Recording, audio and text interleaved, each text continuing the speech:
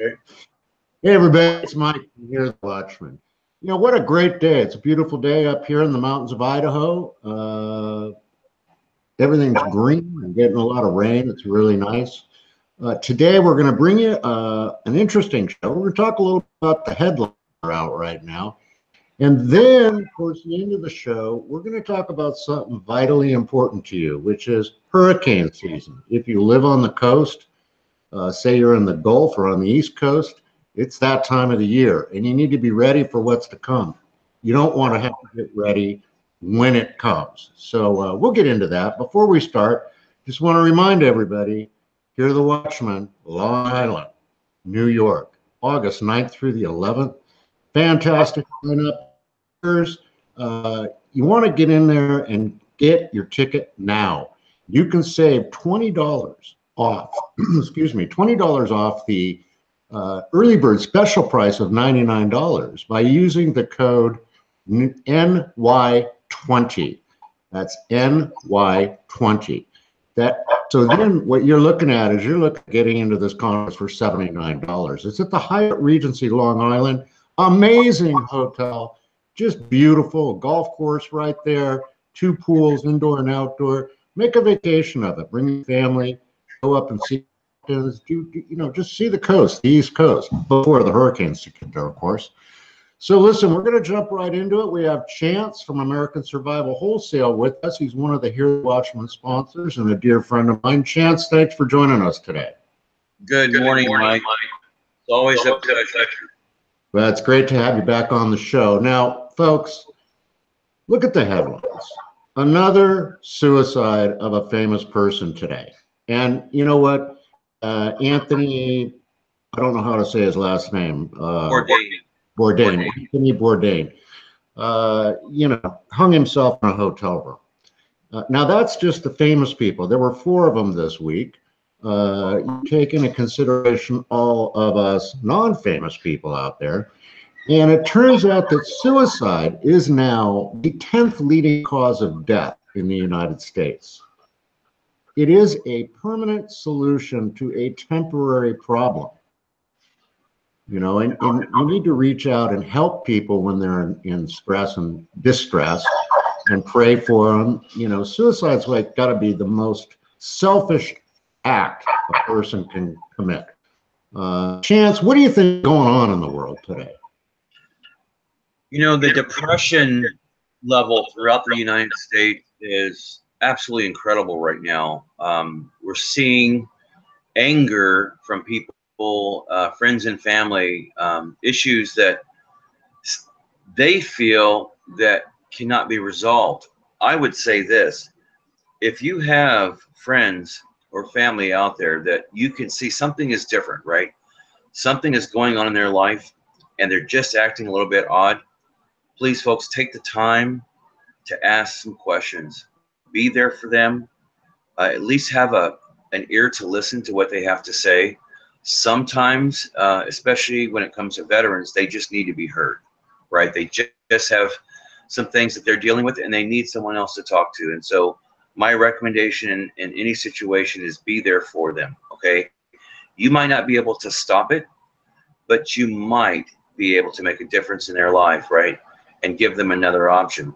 As brothers and sisters in Christ, we understand we have the Lord to go to when we're feeling down and depressed, when we feel like things are just too heavy. It's a financial burden or a mental burden or divorce or whatever that might be.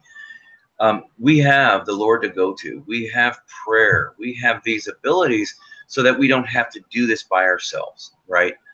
But on a local level and a family level, be there.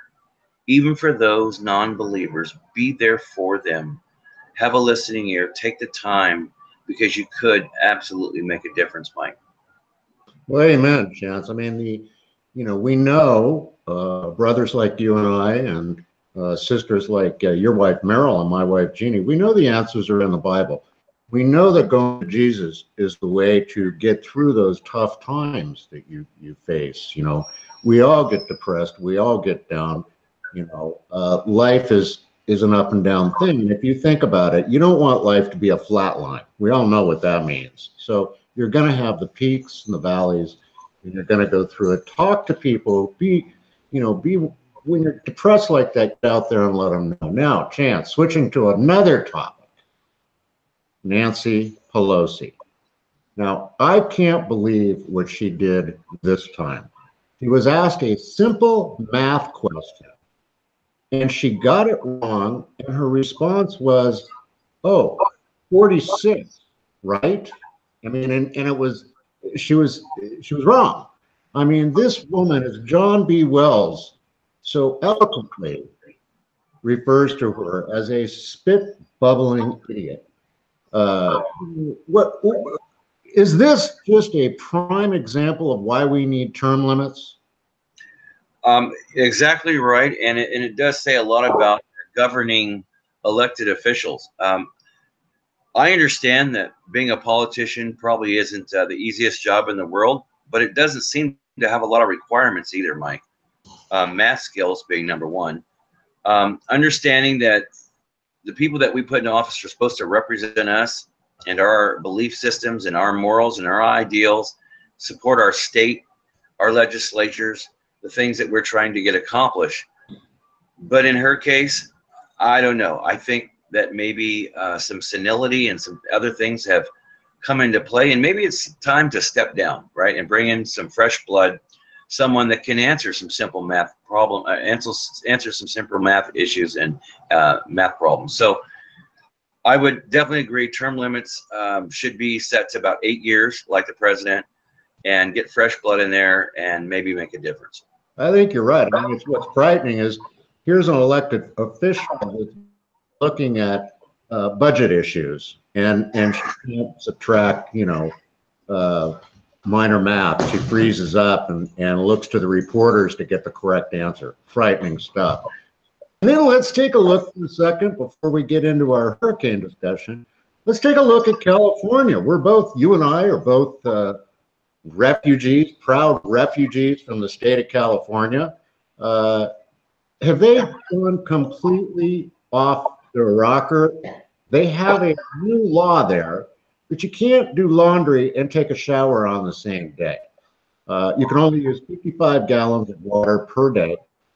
If you don't, they have water cops, basically, that are monitoring your water usage, and you'll be fined $1,000. What the heck? What's going on there, Chance?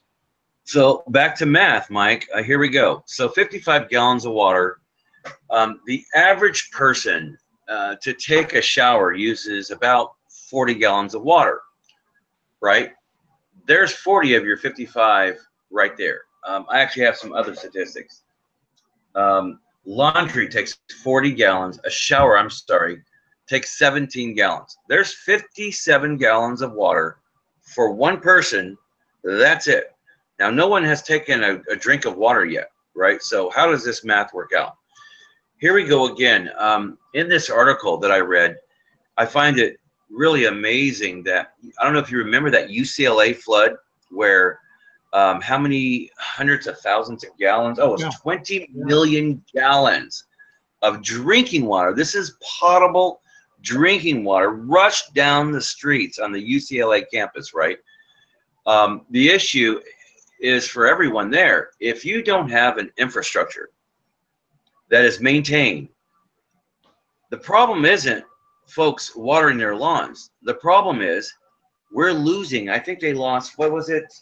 228 billion, that's with a B, gallons of water last year due to leaks in the piping system.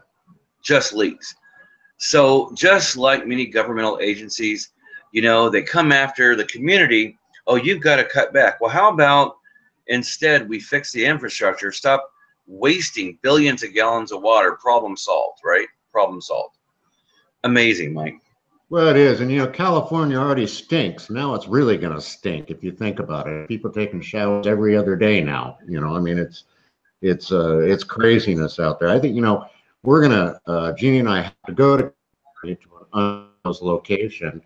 And I think what I'm going to do is just go in the hotel shower and turn it on and leave it running just to make a protest. Let's take a look one other item that I just came across. This is interesting. Congressional Democrats introduced National Gun Registration and Licensing Act. On Wednesday, congressional Democrats introduced bills to the House and the Senate that would establish a system of licensing for purchasers of certain firearms and a record of sales system for those firearms. That would create a national registry for firearm sales and transfers in the United States and broadly prohibit the sale of transfer of guns to anyone without a federal license. You know, here we go again. You know, it's like what's going on in the UK. They want to now make knives with no points on them. And it's just craziness. What, you know, I mean, what is your feeling about a National Gun Registry Act? Well, I think we get back to the same old thing. So these governing parties that we have put in charge of legislating our rights, the Constitution isn't even recognizable, Mike, as it was originally written.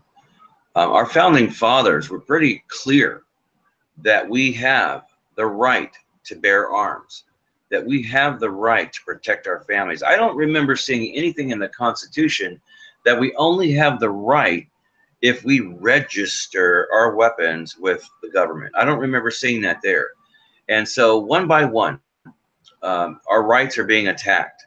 And I'm not one to say that we shouldn't have rules and we shouldn't have laws, but let's not completely dissect our God-given rights to freedom of speech and to bear arms. I think it's pretty clear, and I think that if we continue down this path, we're going to have this big brother mentality that's going to take control over our daily lives. If it's not water or guns, it's going to be what you tell your children, what you teach your children, what you're allowed to, how you're allowed to discipline your teachers. It's one thing after another. I say this, take action. For those that are listening, yes, you might be upset, but what are you doing about it? Are you writing your congressman? Are you saying to them, if you continue down this path, come next term when you're up for re-election, we're not voting for you. Me and everyone that we know, we're not voting for you. If they get enough letters like that, you watch. They are politicians. You watch how they change their position on some of the most basic entitlements that we have today. You know, and it is crazy. That's great advice, Chance, but it's really crazy because with this law contained in the bill that they're trying to pass will be that mentally ill people can't get a gun. Now, who's going to decide? Who would decide mental illness? I mean, if you're a devout Christian in the United States, you're considered to be mentally ill. So, you know, I mean, that's a frightening thought, don't you think? Again, that's an interesting definition, right? So can we look at our elected officials and say that due to some of the decisions they've made over the past 4, 8, 12, 16 years, does that not make them mentally ill? Should they not own weapons? You know, it gets back to exactly to that. What is the definition of mentally ill? So yes, I mean, I agree to a point that we should have some restrictions.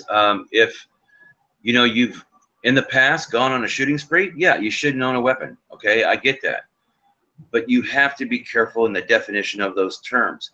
You have to be careful. We have to, as citizens of the United States of America, be accountable and make our elected officials accountable and make sure that whatever legislation is passed doesn't inflict or conflict with our constitutional rights. Amen. And, you know, I don't know about you, but I don't want Nancy Pelosi deciding my mental state. Let's get into Chance at this point. You know, we're on the cusp of hurricane season.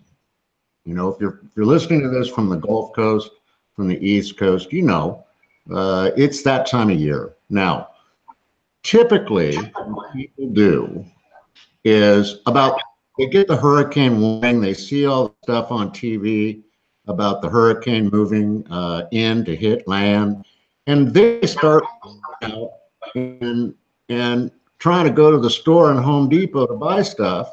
And by that time, it's too late. So what do you say to people about preparing for hurricanes? Okay, folks, I would ask that you play this video back twice from this point on. I'm going to give you some pertinent information, but first I'm going to tell you, go to our website. We created a video last year on hurricane preparedness. I would highly suggest that if you live on the Gulf Coast or you live on the East Coast, that you watch that video a couple times and take some pretty good notes. Now I'm going to go over some basics right now, and again, please get a pen and paper out and write some of these things down, because it can absolutely save your life. Okay, so Mike, you nailed it right off the bat. You nailed it. You want to do right now what's required to prepare for hurricane season before the season starts. So number one, some of the easy things that you can do is go out and look around your property for any items that maybe your children have left outside, or something that you've been working on that you've left outside. You need to secure those items, okay? When a hurricane begins and winds can get up to 120 miles per hour, anything that is not battened down or secured can turn into a missile. A missile. So imagine that lawn furniture that you love so much sitting out in the front yard coming through your window at 120 miles an hour. Can be absolutely fatal. So get that secured, tie it down, put it away. Anything that can lift up off the ground, get it secured. That's number one. Number two, right now before the season starts, go ahead, go to your local hardware store or into your garage. If you have some plywood hanging around, like I prefer at least 1/2 inch to 3/4 inch plywood, pre-cut your plywood to fit every window on your home, right? So measure your windows plus an extra 3 to 4 inches all the way around, and then pre-drill that plywood with screws so that when a hurricane is forecast, before it's actually on its way, when it's forecast, you can put the plywood on your windows to protect, again, from any flying debris. Believe it or not, a lot of people are killed just from that, if nothing else. So do that. That's huge. Number three, right now is the time to make sure that you have the provisions in your home. So in a case where it is the hurricane is imminent, you can't go outside. There's no way that you can evacuate at that point. You better have provisions in your home. I'd like to see you have a bug out bag, or we call a go bag, that is properly made for the amount of people that are in your home. We can absolutely help you with that. Just give us a call or shoot us an email. I'll go over it with you step by step, ask you a few questions, and we'll help you put one together, or you can pick up one from us. So have a go bag ready. I prefer two. We have one in our home and in our vehicles in case we do have to go. You need, when you have to go, you have to evacuate. You don't have time to grab a whole bunch of stuff. You gotta grab your children and your important documents. Just be able to get out and get out quickly, okay? Number three, if you are forced to evacuate, know your evacuation routes. That's very, very important. But don't count on just having one evacuation route. Have a backup. So using side streets. What if a hurricane blows down a tree on your evacuation route and that road is blocked? If that's your only route, you're in trouble, okay? So have a backup plan and practice. Practice with your family. Drive both evacuation routes. Know where you're going, and keep your cars full of fuel. Start now. Make sure, and I would do this whether you live in a hurricane zone or not. Always keep your vehicles full of fuel, even if you're down 1/4 of a tank, because you don't know how much fuel you're going to need. Let's say that you have evacuated and you can't get to your point, your safe point. Maybe it's a friend or a family member's house, and you've got to sleep in your car for the night. You got to run your car all night long because it's too hot or too cold. You're going to burn a lot of fuel. So please keep your vehicles full of fuel. One other thing that I would suggest is if you are forced to go through the hurricane in your home, go to the center of your home, meaning have some walls between you and the exterior. So in case a tree comes down or in case something comes through your home, through your siding, you're going to be safe. Keep your family in the center of the home and make sure that your provisions are there as well, because that's where you're going to be and that's where you're going to need to be. One thing that we suggest for a little detail here is a spare bathroom that has a bathtub. That is a great place, folks, to store water. You can store up to 100 gallons of potable water in your bathtub. We have a bladder that just fits the mold of your tub that has a valve on it that you can take water. So again, the moment that you hear that a hurricane is forming, that's the time to go ahead and fill up that water bladder. Make sure that you have that water, that food, a way to cook the food in case the power goes out. Just make sure that you have those provisions on hand. Last thing I'll say is this. When I say practice, there's a reason for that. If you don't practice for a disaster, when the time comes, you can make some mistakes. Those mistakes could be fatal to you and your family. The best medicine is a calm head. You'll be able to focus on the safety of your family because you have practiced and you have trained this over and over again. Please don't forget medical supplies. A lot of folks have a first aid kit they've had in their pantry or their medicine cabinet for 10 or 15 years. You might want to take a look at that first aid kit. They do have a shelf life. Bandages come loose, the paper disintegrates. It has to be sterile. So make sure if you have an older first aid kit or you've been using it throughout the years, make sure that it's up to date. We can help you with that, with exactly which items you should have in your first aid kit. Ours is a little bit more extensive, but well worth the investment. So if you have any questions, feel free to give us a call. Our phone number is 818-720-0759, or you can reach us by email at bugoutamerica@usa.com, BUGOUT America@usa.com. Schedule some time and we'll spend the time. We'll talk to you. We'll help you get there. That's awesome, Chance, and it's great advice. You know, folks, again, bugoutamerica@usa.com. Their website is www.americansurvivalwholesale.com.